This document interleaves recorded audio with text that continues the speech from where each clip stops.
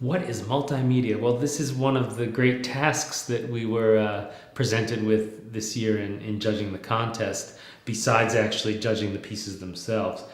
We spent a lot of time talking about definitions and criteria because it's such an evolving medium. So it's critical for us to figure out what are the criteria, even though they may change over time, because one thing about this medium is it's very dependent, or it's very influenced by the tools, the new tools that we're being given to utilize. So, for instance, with the Canon 5D Mark II, in a way that's created a whole new language that didn't exist 2 years ago.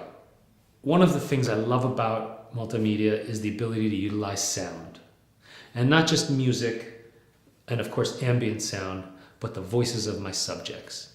That as a journalist who's very committed to narrative, issue-oriented visual storytelling, it's exhilarating now to be able to have the actual voices of my subjects as part of my final presentations and integrated in the storytelling process.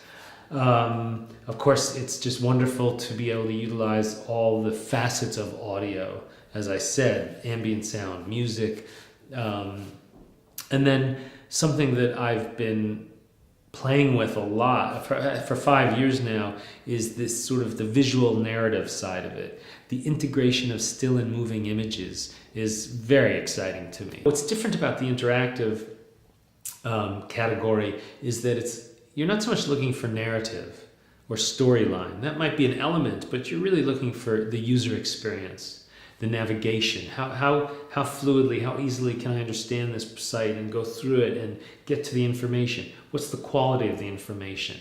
Is it one-dimensional? Is it multi-dimensional? Does it, the interactive, at least from what we saw, very good for educational purposes. Great tool for education.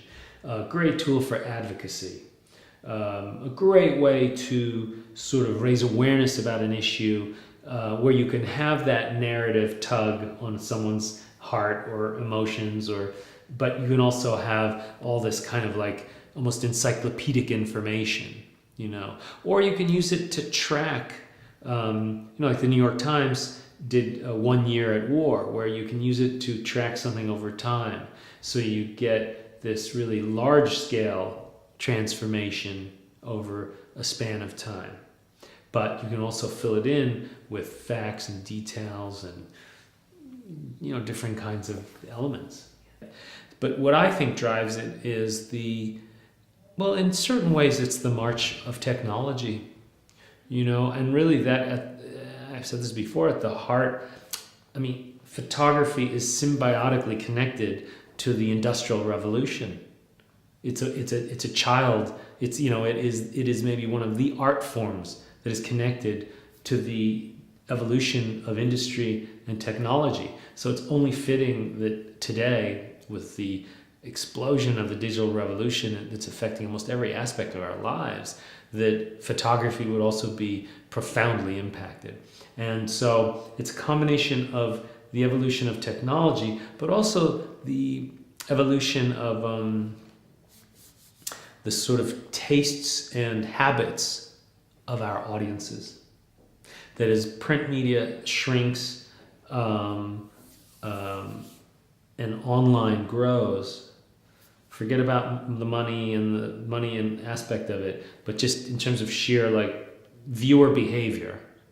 And it's undeniable that video is taking over more and more in the time that people spend looking at news or looking at entertainment, that it's natural that photojournalism would also evolve in that direction.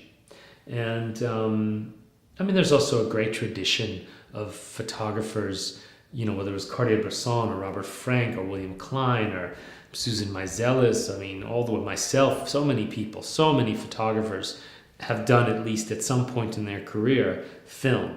Or, of course, Stanley Kubrick, who became a great filmmaker, but started as a photojournalist in London. So there's a natural relationship between this idea of still imagery and moving pictures. And, what I'm so excited about is 30 years ago when I began, I never imagined that I would be doing this. The dream was to make books and exhibitions and have your work printed in, the best magazines and newspapers and, that sort of a thing, textbooks, print media, or exhibitions and sort of art gallery museum space. And so it's thrilling that all of those opportunities still exist. But now we have this huge new world where we can communicate with people.